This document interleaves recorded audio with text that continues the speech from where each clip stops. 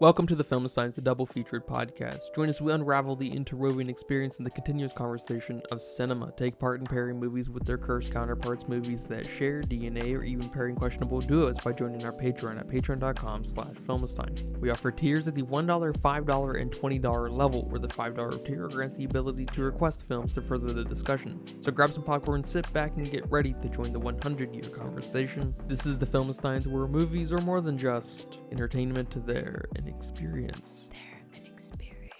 All around you. And welcome back to another episode of the Film Science. Thank you guys for joining us today. Today I am joined by my bullied friend, Lucy. Bullied friend. You can join us every Monday, Wednesday, and Friday for brand new episodes of the Film Science. Some recent episodes include our award ceremony, Imaginary, The Babadook, Dirty Dancing, and The Taste of Things. Remember to leave nice comments, thoughts, and ideas over on our Patreon at patreon.com/filmsteins. Come request a movie. Come subscribe for $1. We appreciate all the support. Thank you guys so much. Are you stressed and filled with anxiety like I am? Maybe in a bit of pain from that car accident you had a few years ago? Well, the sponsor of today's episode, Hempville CBD, has us covered. They have the highest quality products created by chemists and doctors.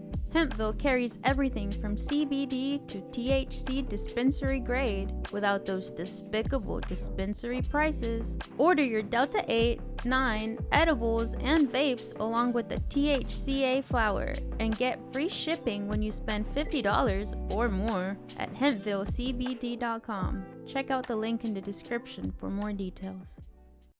But today we're discussing the 1983 film The Outsiders by the Godfather himself, Francis Ford Coppola. Of course, he's famous for being related to Nick Cage. But I'm happy to report back, after watching The Outsiders for the second and last time. Damn. This movie kind of sucks. I was a little softer on it, critically, I guess, that is, the first time watching it. For whatever reason, I can't really recall. But after rewatching it, it's hard to believe this is the same man who put out Apocalypse Now and The Godfather.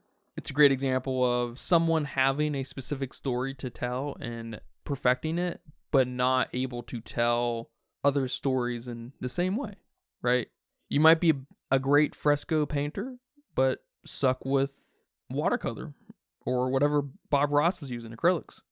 I'll be happy to tell you why this movie sucks, but I know you're a huge fan of the book, our source material. And if I remember correctly, at the very least, you used to like this film. So I'm very curious how you feel about this today, The Outsiders. Yeah, I read this book when I was in 7th grade. I think it was one of those required reading by one of our teachers, and absolutely loved it. It wasn't long after that I got my hands on the DVD. I don't really remember how. That's such an odd request to ask my parents, like, can you buy me this DVD? But I did. I had it, and I remember like taking it around and showing all my friends who also had read the book in the same class. I would bring it to like sleepovers and stuff. This was your sleepover movie? This was our sleepover movie, yeah.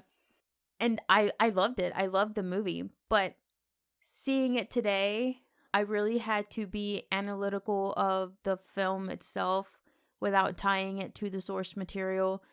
Looking at the film like, if I wouldn't have read the book, does it make sense? Does it make sense? I hate that it doesn't do a great job explaining what's going on. It does a terrible job letting you know what's going on. Do you even know that there's a rivalry between the social classes here? Do you know that this is like a coming of age story? Or do we just have a bunch of young boys and something happens? Does anyone actually grow and learn from this? Do they develop? Like, do you understand that this is a story of friendship, or that there's characters here who are stereotyped and you learn to have empathy for them? Because these are very prominent themes in the book that I feel like are completely missed in the movie here. Totally. That's probably one reason it's a canonical read in somewhere like middle school. It's obviously a coming of age film in its purest form, but it's the definition of all style, no substance, the film is. I used to feel like it was very true to its source material, but rewatching it now, it really isn't. It completely misses a lot of the points, but I just tied this with being true to its source material because the dialogue is like verbatim from the book. We're just missing all of the nuanced dialogue and interactions. Yeah, we're missing the why does this story need to be told?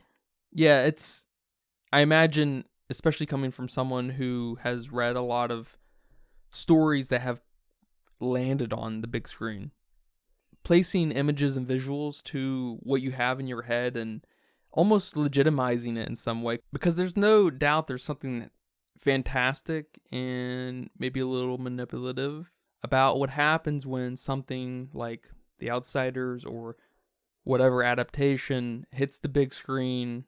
It helps legitimize it as a franchise, as a fandom. I think we saw a little bit of that with Dune Part 1 and its explosive kind of love. And you see that with all kinds of shit, truthfully, which is fine. Ender's Game, right? Yeah. That was somewhat liked back in the day, especially its visuals. I don't know why that trips me up. And it's a little manipulative because you guys all have the context. You know, people who know the book, the source material, can fill in all the gaps and you're seeing all the high points of the material, which can be a problem. It isn't necessarily a problem, but it can be. And I'm not familiar with the book at all. I missed it. It seems to be a very canonical read in middle school, like I said, but I didn't read that. And there's some very obvious things that are happening here, like it being a coming-of-age film and about a character who is misunderstood and gets caught up in their lifestyle. That's very obvious, right? But no, you don't know there's rival gangs. You know, that guy's looking for Dallas, and I'm just like, it makes it feel like the Greasers don't really have an alignment. They are just the Greasers by being the outsiders, being the other guys across the tracks, and therefore really don't have like anyone that they call their own other than their brothers and then the people on their block kind of thing. Like every block is its own gang of Greasers kind of thing. You know, it's like there's just no alignment. It's what it kind of makes it feel like immediately. And before I forget, I did want to say, I know Ponyboy and Johnny, you know, are hanging out with those girls at the drive-in, and they're like, how old are you? And Ponyboy and them say, like 14 and 16 or something like that. First of all, Johnny looks way younger than Ponyboy, and he's supposed to be older. Yeah, that's intentional. Oh, that's intentional? Yeah. Okay, that's fine. Because I do appreciate in this film, nothing to do with The Outsiders, but we have some kids who look like kids for the most part. I was like, in the 80s, I just felt like this has always been a problem. And so I really appreciate, you know, kids playing kids. I was like, holy smokes. It hurts the film, maybe, because the acting kind of sucks, and the ADR is terrible at times. Specifically for Ponyboy and Johnny, and maybe even more specifically on Ponyboy, which is kind of bad because he's our central lens. So, yes, I'm like mildly confused why any of this is important, but at the same time, it's a simple story, so it's not hard to just be along for the ride. But I feel like there was kind of a lot of context missing, and I don't know if that was just because the movie was missing a lot, or was it just bad direction and just totally beautiful shots first and foremost. I don't think the film itself, the content, was missing a lot. You know, we have our central character, Ponyboy, here. We have Johnny and Dallas, who are basically the three most important characters. These are the characters we're following, and they're the ones who the story is about. We have the Socs, who are the rich people on the other side of the tracks, you know? The other side. The other side. We have them. We have pretty much our four main Socs. We have Cherry, her friend, Bob, who's the guy who gets killed, and Randy, the curly-haired guy. And then we have the rest of Ponyboy's gang, his two brothers, Two-Bit and Steve. And pretty much everything that happens is true to the book. You know, Johnny kills Bob. They're on the run. There's a church that burns down. They save some kids. Johnny dies. Dally dies because of Johnny dying. They have a big rumble. The only thing that's not exactly true is the ending, but it's not a true versus not true ending. It's just what they decided to take out of the movie, which I don't understand why they did. But it's there. The content itself is there. It just does a terrible job of explaining what I'm seeing. It's like the dialogue they took from the books was just to take it from the book and say, you adapted this fully, instead of either taking out what actually matters and making it your own, or making it completely your own and telling the story how you felt it as the reader. In the book, we follow Ponyboy and basically all his thoughts, all his interests, everything. You know, he's a very emotional, vulnerable, reflective kid, and he's always thinking about the world and how he sees it and all the events going on in his life. We have a very big narrative from Ponyboy. We know everything he's thinking. We know everything about his two brothers because of him. We fall in love with these two brothers because of him.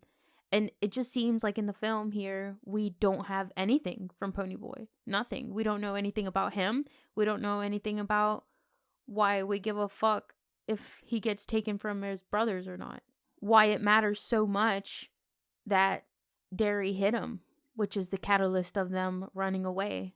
Yeah, we really only get this case build up for him being misunderstood in his little clique, and at the very least, enjoy reading and being maybe a little bit of a romantic. I guess the greaser imagery and attitude is in itself sort of romantic, or at least at the time, and especially how we look back at it. But there is at the very least something kind of intellectually yearning in him, and that kind of seems to trickle down to, or trickle up, however you want to look at it, to Johnny a little bit. Him being inspired and maybe being the only person who really gets Ponyboy, but it's really only simply because of what he's reading and him being interested in Robert Frost. So it's nothing more than an archetype. Right. We needed a lot more, maybe inner dialogue or monologues. He was supposedly bullied and like beat up at the very beginning of the book, right? Yeah. We don't really get a sense of him being bullied outside of just being maybe young, right? Mm-hmm. A younger greaser in this group of greasers. Of course, he's gonna be picked on a little bit, but getting beat up and just being picked on, kind of different things, right? We didn't really get the stage set quite right for who Ponyboy and Johnny were. It's important that Johnny looks that young. Don't just shock me with it, you know. Let him get bullied or something, because apparently that's a thing. And I know I don't know, part of me can see someone wanting to try to tell a story where you can get that without showing it. But no matter what, bullying is very powerful and it can be used correctly. I don't know what the restraint was to not see that. And I guess that was in the director's cut, right? Right. Which, let's talk about that for a little bit. You have, in the director's cut, this opening scene where he's getting beat up, everyone comes and save him. We're establishing character right there. We're establishing that there is beef between the greasers and the Socias. These random kids are getting bullied by these, sophisticated elite people. We have the gang rushing to save them along with his brothers. We get a little bit more character from his brothers. Instead of, just seeing them for 2 minutes, we get actual more screen time with them so we can give a fuck about why they should stay together as a family. So that's great.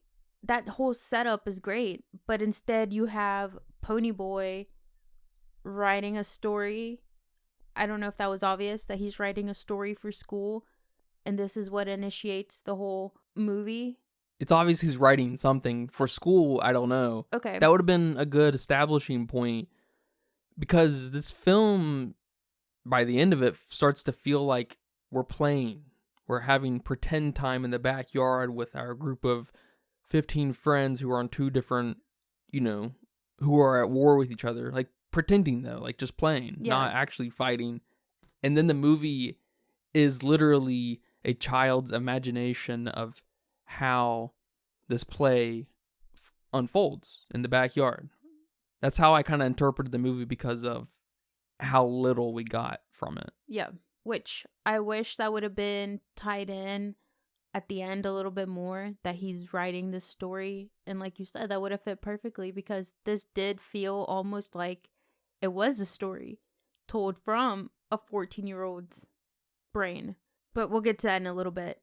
After Ponyboy's introduced and we can tell he's writing a story, when I walked out into the sun, whatever he says, and then it cuts into this opening credit scene and they're playing that Stay Gold song and it lasts forever. Like, what the fuck? How do you go from that? How do you go from setting up the scene so perfectly with Ponyboy getting beat up to this? How do you make that decision? Because that's so bad. Yeah, the opening and ending song were tonally just not right. The songs felt like they may have fit a Spike Lee movie a little bit more or something. Yeah, I too was confused by the soundtrack, because we also have some very, rock and roll songs playing throughout when they're at the diner or the movie theater, the drive-in, whatever. We have a lot of rock and roll music, and then we have this soft, I guess it was Stevie Wonder who wrote that song or who sang it, or at least one of the versions from what I can tell on Wiki. And it's just so drastic. And I don't know if that was supposed to be a representation of the greasers themselves. I mean, I think you said it earlier, and you said it so well, that they're these romantic guys. They're the emotional ones. They're the vulnerable ones. Misunderstood. The misunderstood ones.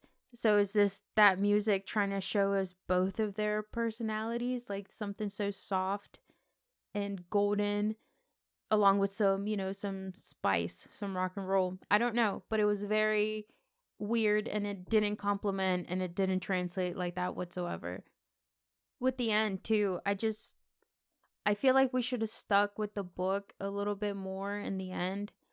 After Johnny dies and Dally dies, Ponyboy is really fucked up. He's fucked up in the head. He's grieving like he should. And he all of a sudden has these thoughts that Johnny is still alive and he's the one who killed Bob. And he doesn't understand why other people don't understand that he's the one who caused all this. He's the one who should be guilty. He should be sent to jail or whatever. He should be accused for Bob's death. And he learns to grieve and process this, and he's failing classes, he's not reading anymore, he's fighting all the time with Derry. And after having a conversation with one of his teachers, he told him that if he completes this assignment, which is to write about anything important in your life, then he could pass the class, which is what prompts him writing this book.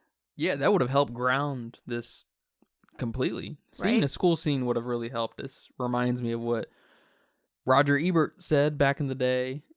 The thin narrative material for The Outsiders only adds up to a movie of 90 minutes. Of course, that's the original, not the director's cut. It wouldn't have helped, Roger. You're good. And even then, there are scenes that seem to be killing time. Nothing that happens in this movie seems necessary. It's all arbitrary. And it helps build this case in my mind for exactly how I felt about this movie, in that it was just all for play. None of this really happened, kind of thing. But having a school scene, having real fights between the brothers, or some kind of conflict that wasn't between the gang members or the two different classes, would have helped ground this in a meaningful way. That would have been great. Some scenes to help humanize Ponyboy. More monologues out of him throughout the film. In my head, this would have definitely made it a coming of age film. Him learning from this experience, him taking something out of his life and actually going from a boy to an adult and experiencing these things, is what makes a movie a coming of age movie. Just because something horrific happens in your life doesn't mean you're going to learn from it. On contrary, I'm sure a lot of people don't. A lot of people just hide in that anxiety and that grief. Yeah, coming of age is a present progressive action. Getting kicked in the nuts and being told what reality is full of is not coming of age. It could be part of it, of course, but Exactly. It was missing that resolution of, so what if Johnny dies? So what if Dally died? What about this? Why should I care? It's all arbitrary. It's because it's all play. You know, they didn't actually die. We're in the backyard and they're eliminated from play because they got killed in the story, basically. You see what I'm saying? That artifice that comes out of this, it feels like it's of a child's mind, which can be a very good thing in this movie because it is a coming of age film, but it spins it in a little bit too of a adolescent way. It doesn't ground itself in any kind of reality. Yeah, we definitely needed... The school scene would have been great. They really would have. It would have helped ground it.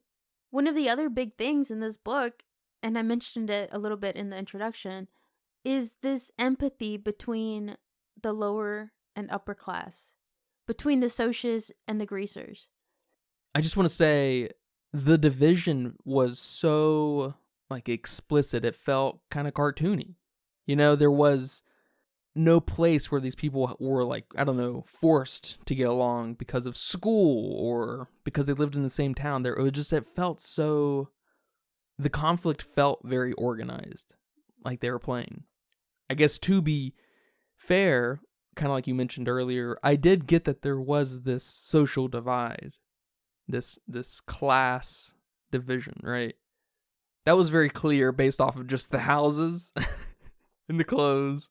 And I think that's good that we got that, but we were missing the empathy and the character understanding. We were missing them having this moment of, oh shit, you're human too, and breaking down the stereotypes from each other.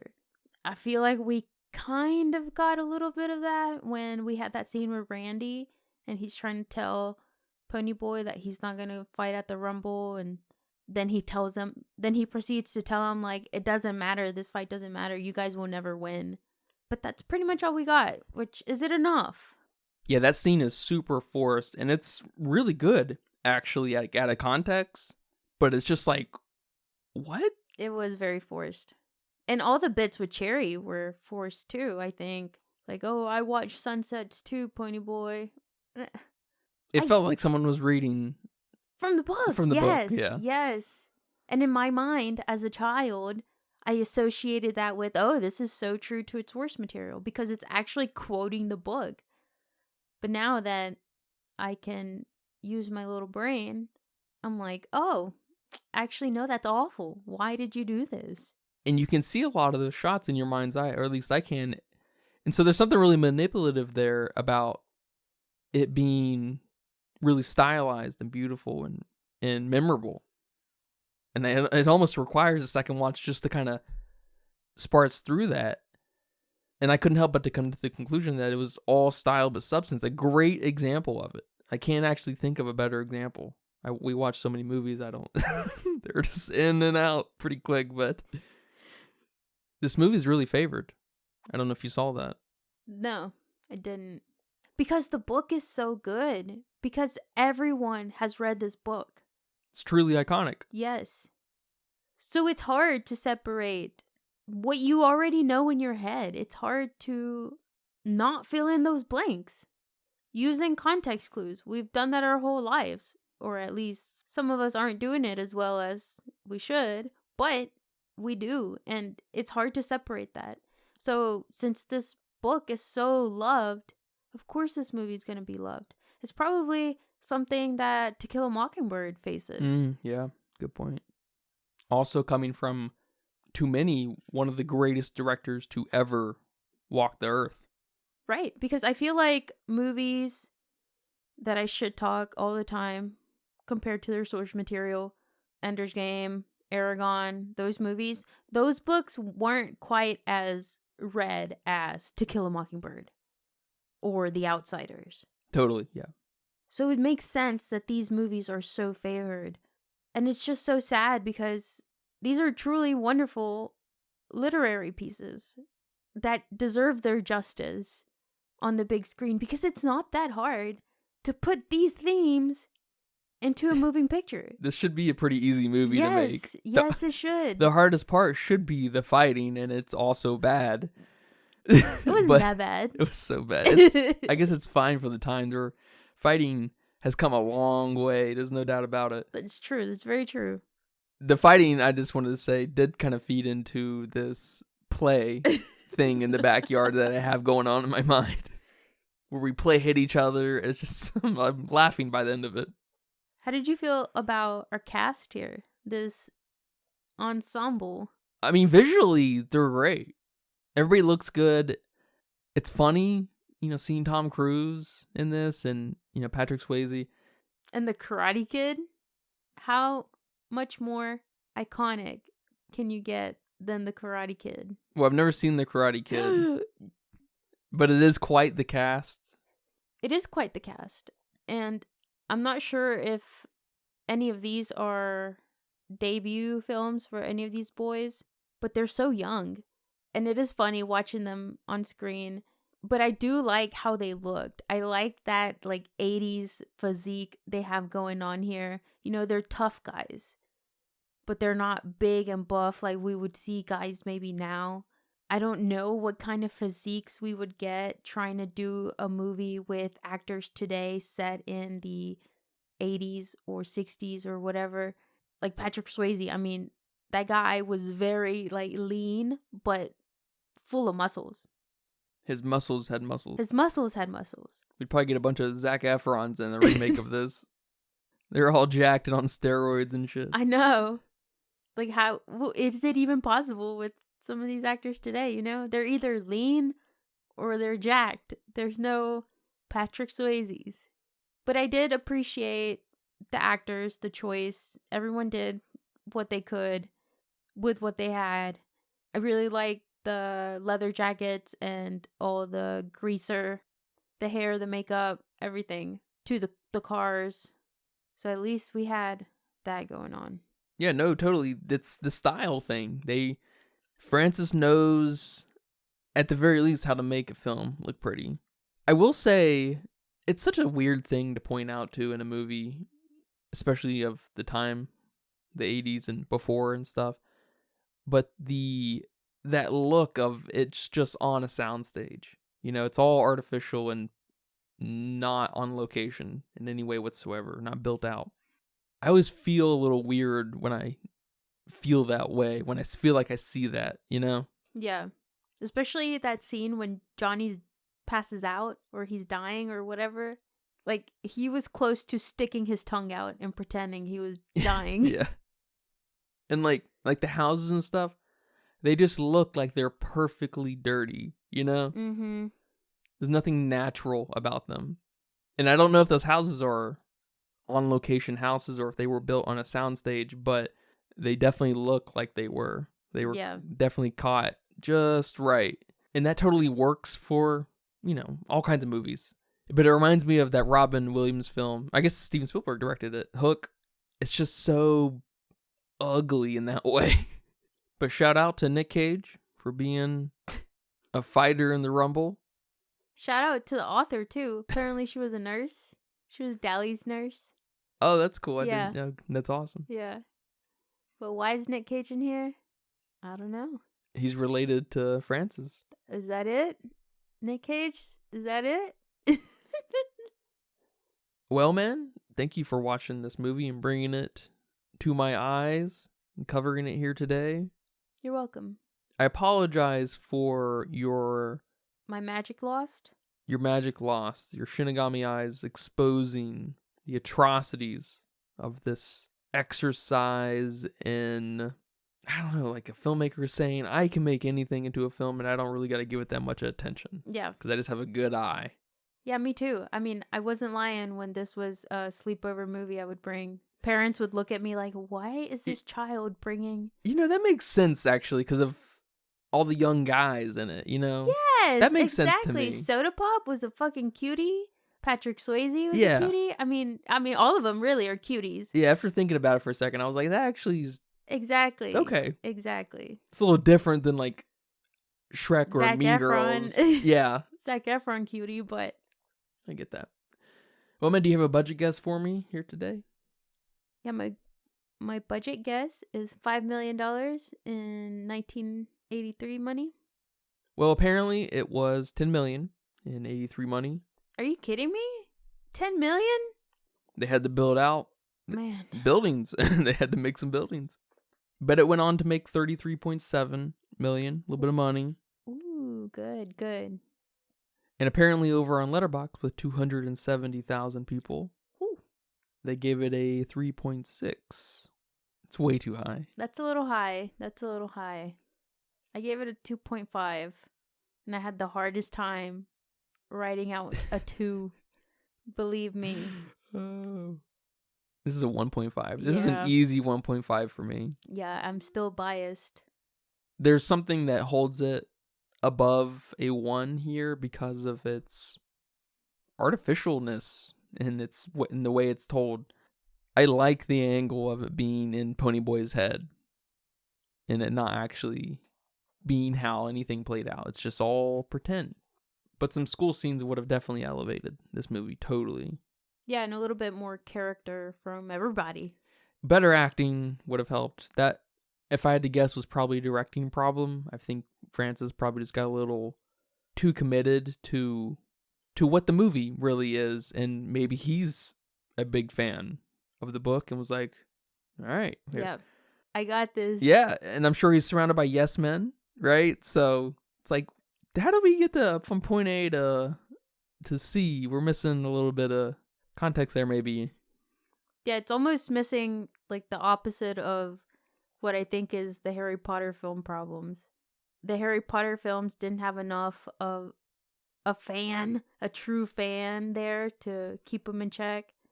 And this movie lacked someone who hasn't read the book to see if it even makes fucking sense to the outsiders. Yeah, totally. Well said. All right, man. Well, thank you for this talk, and thank you guys for listening to this episode of the Filmistines. Remember, we post every Monday, Wednesday, and Friday over on patreon.com/Filmistines, Google Podcasts, Apple Podcasts, Spotify, Pandora, YouTube. Remember to leave nice comments, thoughts, and ideas over on our Patreon as well. Leave nice reviews on Apple Podcasts. Come request a movie. Come subscribe for $1. Come right in. We appreciate all the support. Thank you guys very much. But until next time, take care. Bye-bye. Can I request Karate Kid? Yeah. All right. Bye-bye. And that's a wrap for today's episode of the Filmistines. Thanks for tuning in and joining us on our cinematic journey. We hope you enjoyed the discussion and gained some new insights and perspectives on the world of movies. Don't forget to subscribe to our podcast on your favorite platform, especially Patreon at patreon.com/Filmistines, and follow us on social media for more film-related content. We love hearing from our listeners, so if you have any feedback, suggestions, movie recommendations, or book recommendations, please feel free to reach out to us. Until next time, keep watching, keep loving the magic of movies. This is the Filmistines signing off.